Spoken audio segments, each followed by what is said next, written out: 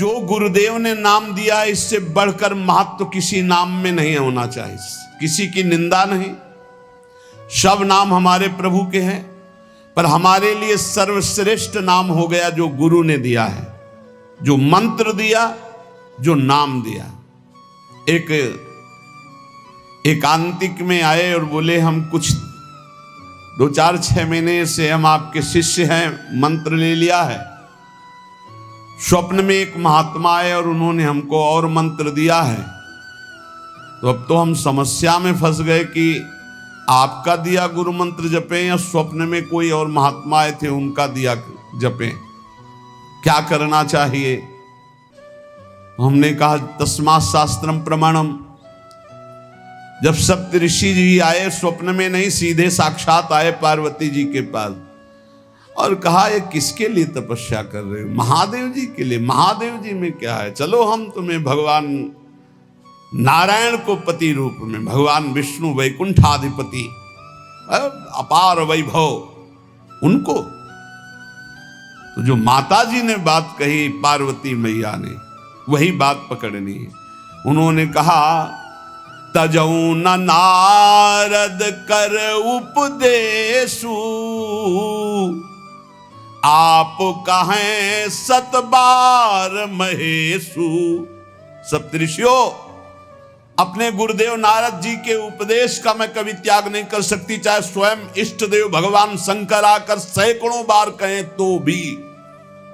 तजऊ न नारद कर उपदेशु, आप कहें 7 बार महेशु।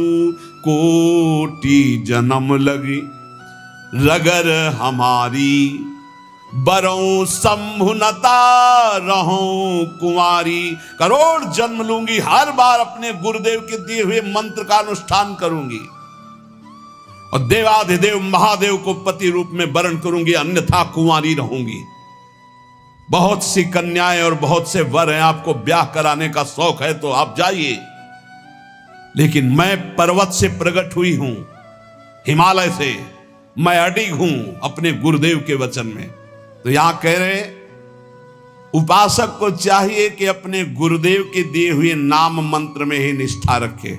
स्वप्न में क्या, जागृत में आके ब्रह्मा भी उपदेश कर दें तो अपने गुरु के वचनों को नहीं टाल सकते, तभी उपासक आगे बढ़ता। नहीं, माया रौंद देगी, चल के देख ले कोई। नित्य निरंतर गुरु प्रदत्त नाम और रूप, जो रूप गुरुदेव ने बताया। हमारे गुरुदेव क्या नाम रूप बता रहे? बोले, राधा वल्लभ लाल को हृदय ध्यान मुख नाम। ये गुरुदेव हरिवंश चंद्र जो बोल रहे हैं, सब सोहित निष्काम मति, श्री वृंदावन विश्राम। श्री राधा वल्लभ लाल को हृदय ध्यान मुख नाम। बस रात दिन राधा वल्लभ श्री हरिवंश, राधा राधा। गुरुदेव कह रहे हैं, राधा नामैव कार्यम हेनुदिन मिलितम साधना घीष्ट कोटिस। राधा राधा यदि ऐसा कहने को मिल जाए तो सब बात बन जाए। गुरुदेव ही कह रहे हैं, हरिवंश चंद्र जी कह रहे हैं, अनुल्लिख्यानंतानपि तदपि राधान मधुपतिर महाप्रेमा विष्टम तो परम देयम विमृशति। तवैकम श्री राधे गृणते ही नामामृत रसम महिम्नः कह सीमाम स्पृशति उदास्यैक मनसाम। अब राधा नाम के लिए कल हम दिखा, भगवान शंकराचार्य जी के पद पर विराजमान होकर कि भगवान शंकर भी नहीं चाहते हैं कि राधा तत्व को हमें बोलना पड़े, क्योंकि जब पार्वती जी प्रश्न करती हैं तो वो गंभीर हो जाते हैं। पार्वती जी ने हटकर पूछा, आप गंभीर क्यों हो जाते? तो कहते, बहुत गुप्त रस है, इसके लिए विशिष्ट अधिकार चाहिए। हे देवी, इसलिए जब जब आप प्रश्न करती मैं मौन धारण कर लेता हूं। तो उन्होंने कहा, जब भगवान शंकर मौन धारण करते हैं तो हमारी सामर्थ्य कहाँ कि हम राधा तत्व पे बोल सके। वो ऐसा बड़ा आनंद मिला। बोले, हमारी सामर्थ्य कहाँ कि राधा तत्व पे बोल, राधा किशोरी कृपा करें और फिर वो हमसे बुलवाएं तो बात हो सकती है, हमारी सामर्थ्य तो नहीं कि मैं बोल पाऊं। ये बड़ा ही गूढ़ रस है। जब तक रसिक महापुरुषों के द्वारा दी गई सांगो पांगो उपासना नहीं की जाती, तब तक प्रियालाल के प्रेम सुना भी।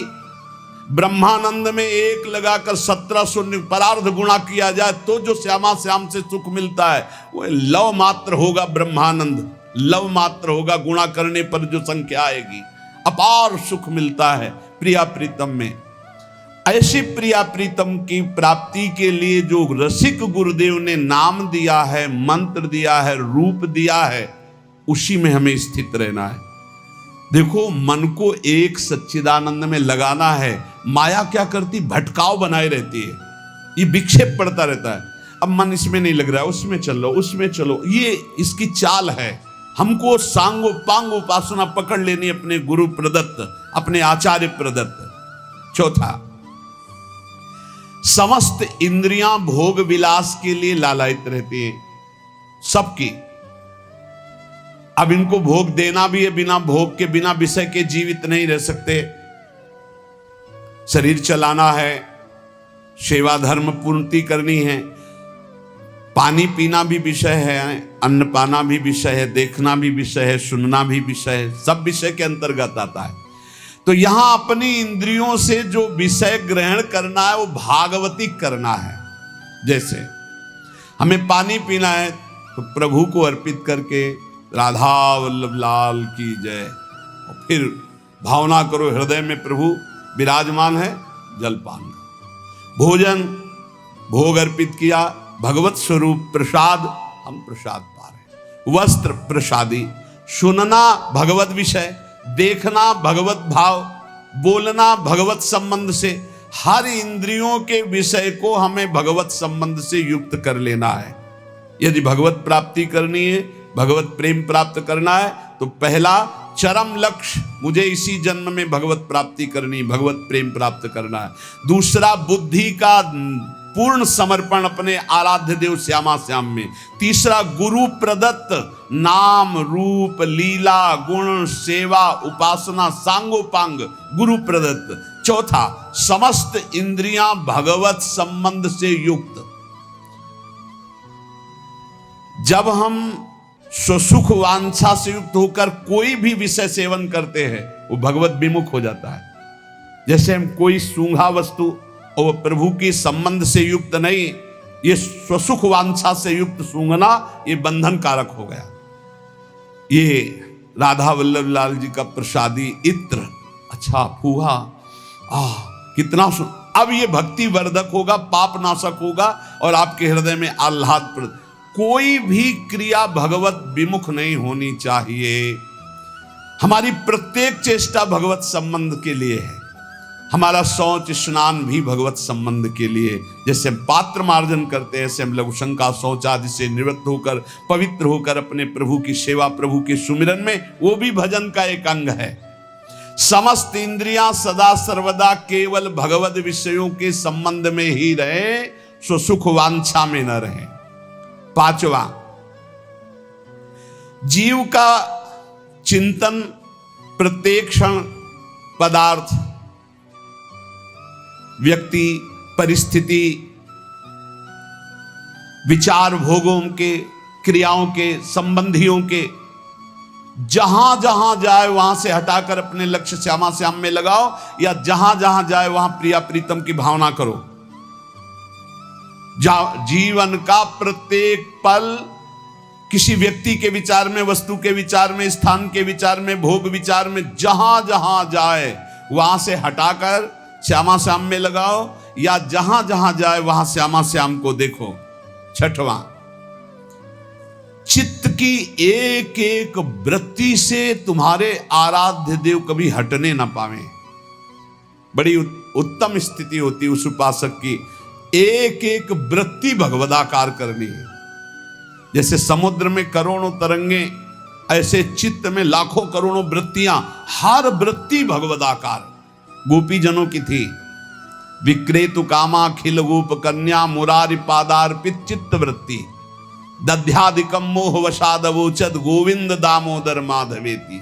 कैसी स्थिति, बोले बेचने जा रहे हैं दही, पर चित्त की वृत्ति में गोविंद बसे, मुरारी बसे, तो वो कैसे पुकार रही? कोई गोविंद ले ले, कोई दामोदर ले ले, कोई माधव ले ले।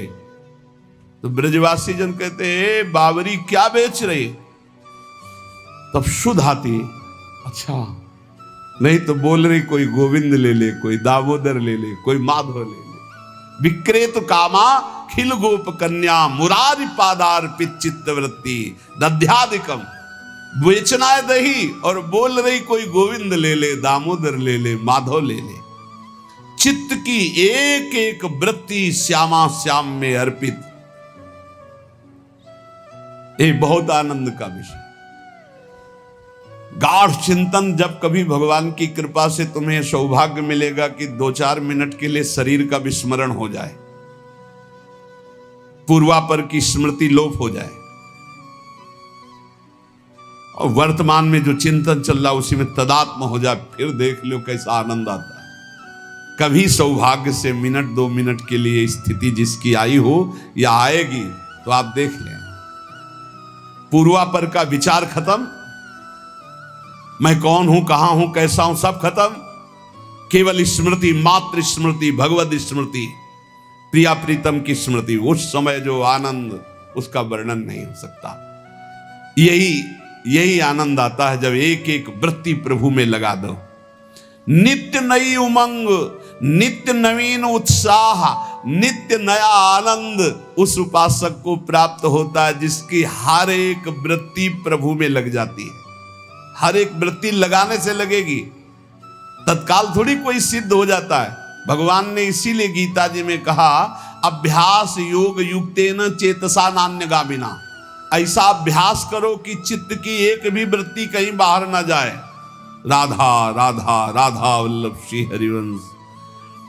7वां,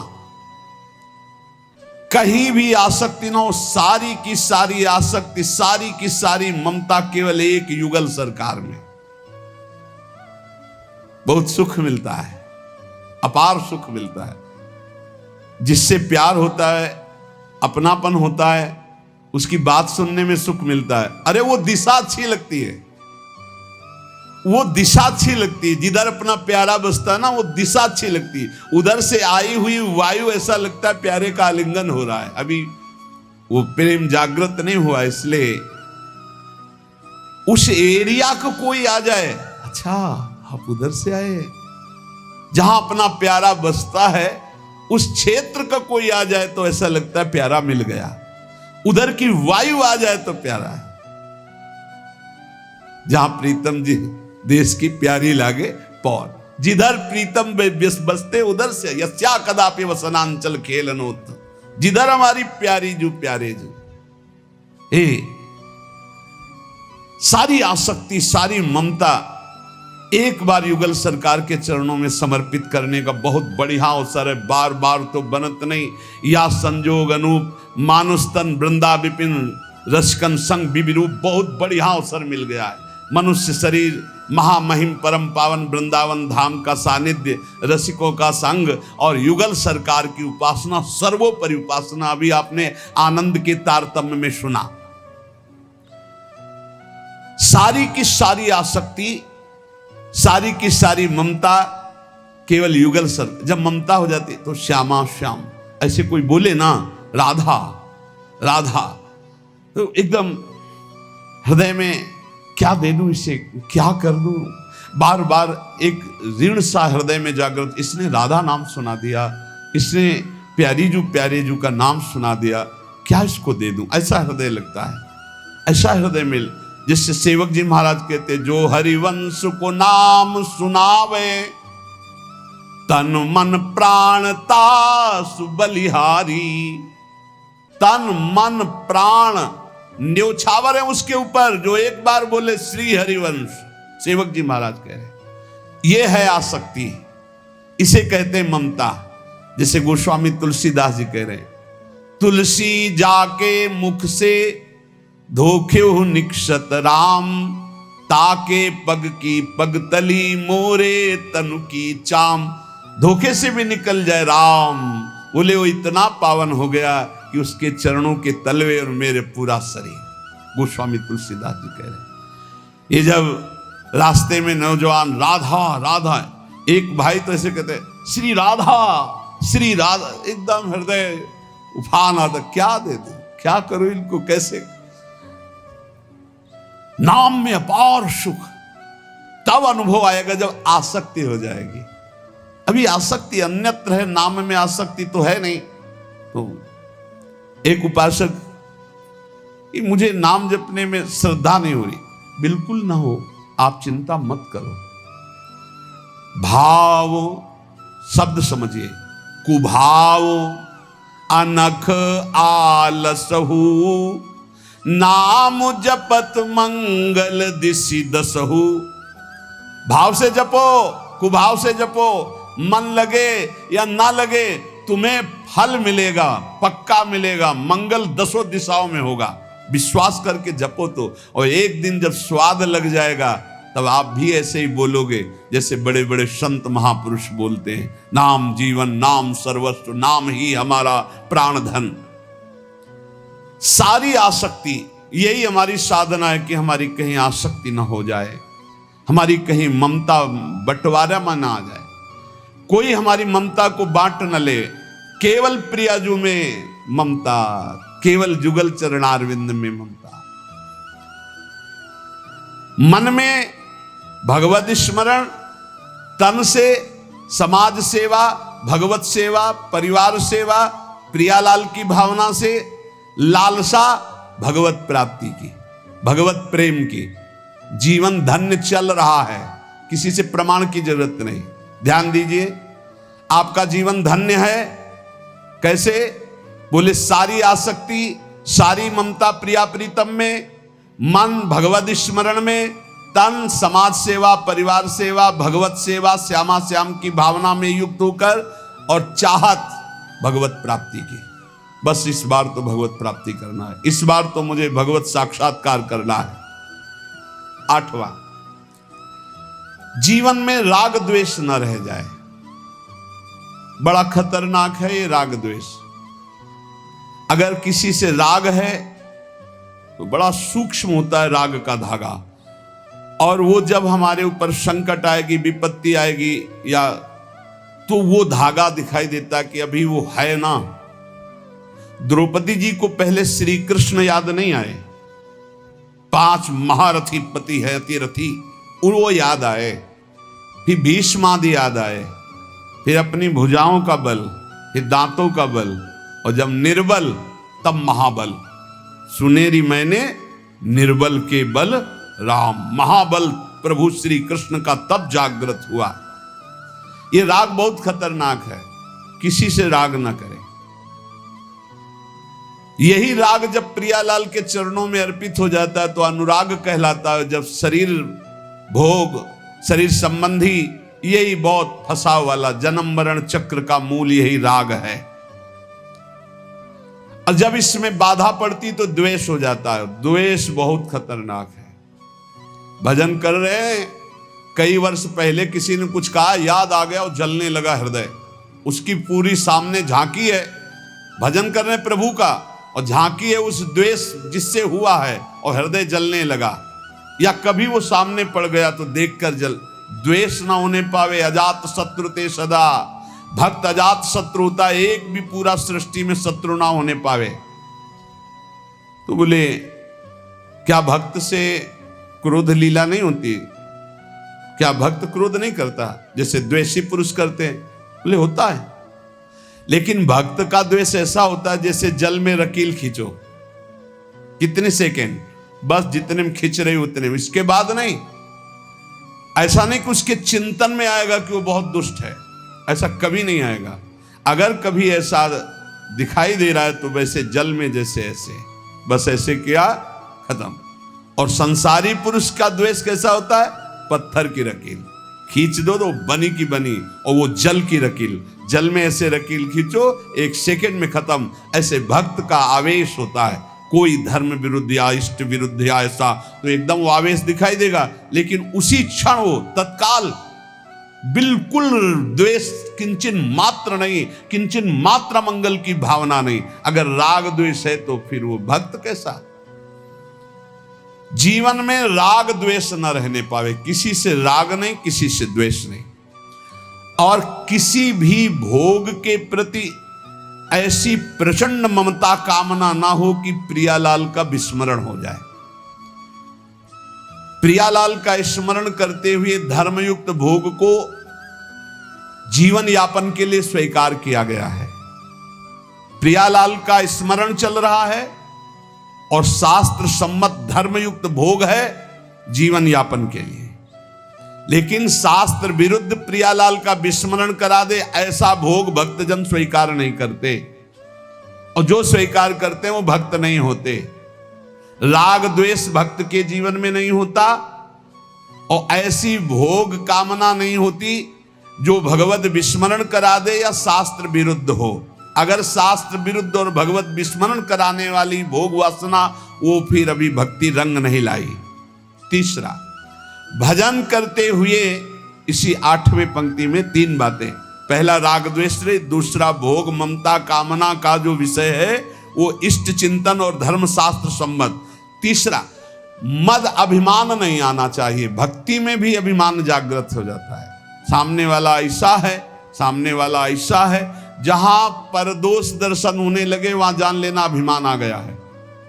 बिना गुणाभिमान हुए दूसरे में दोष दर्शन नहीं हो सकता।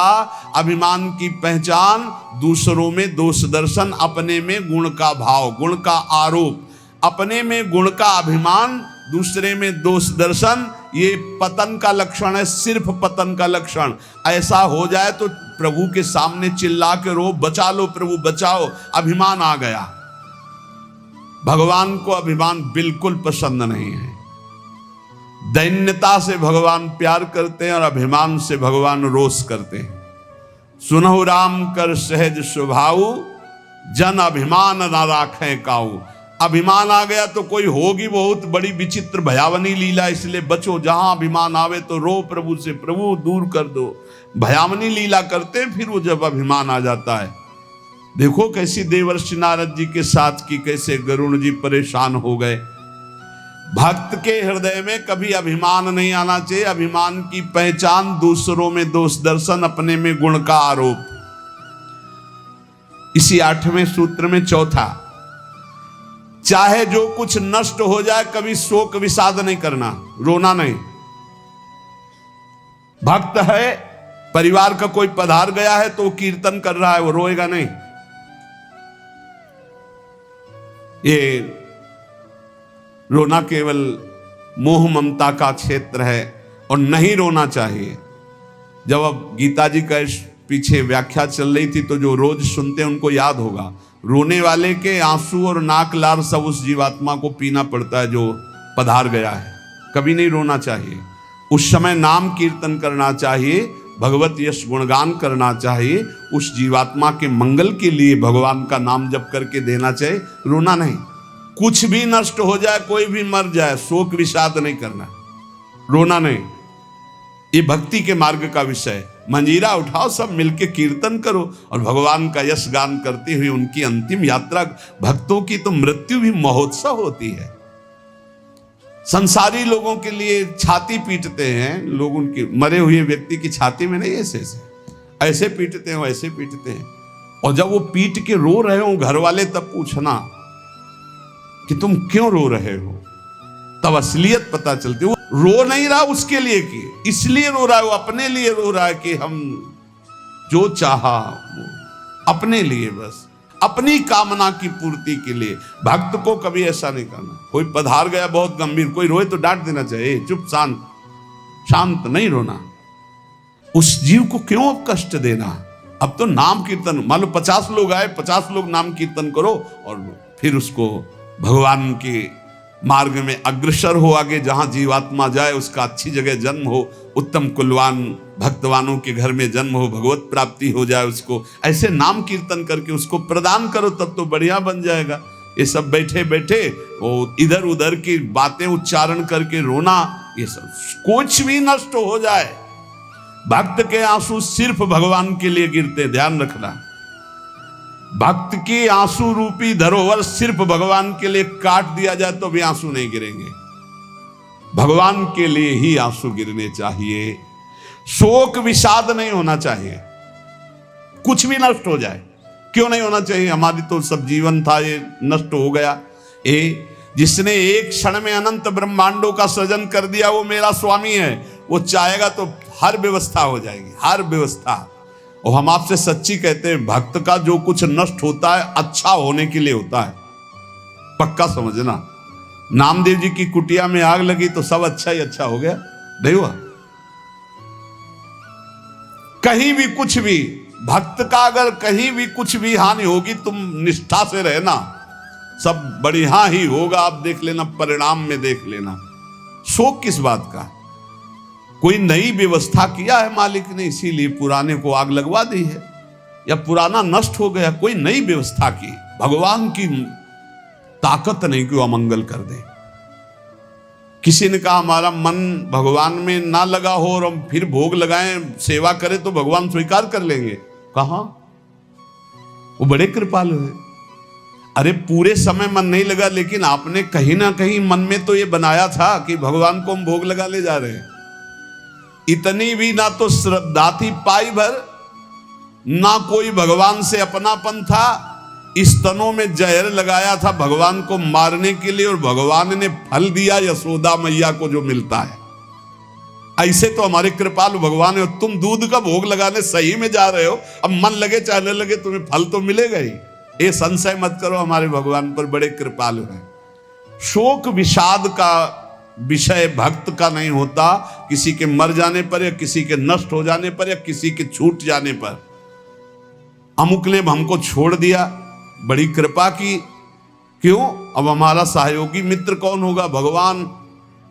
पक्का समझो, अगर हम किसी से अपनापन करते हैं तो सिर्फ भगवान के भाव से करते हैं। मेरे प्रभु आप इस हृदय मंदिर में बैठे, इसलिए मैं आप, बस और कोई संबंध नहीं, केवल एकमात्र प्रभु ही, वही हैं। उसी रूप कितने हैं, लेकिन स्वरूप एक ही है। सब में वही हमारे युगल सरकार विराजमान है। और इसमें पांचवी बात, 8वें सूत्र में 5वीं बात, कभी भय और संदेह न करना। कभी भय न करना, किसी की किसी भी तरह से प्रतिकूलता देने पर डरो मत, तुम्हारे रक्षक भगवान हैं। बोले हमारी तो प्रिया जो है नील कमल हाथ में लिए हुए हैं, अब ना तो तलवार है ना गदा है, कैसे रक्षा करेंगी?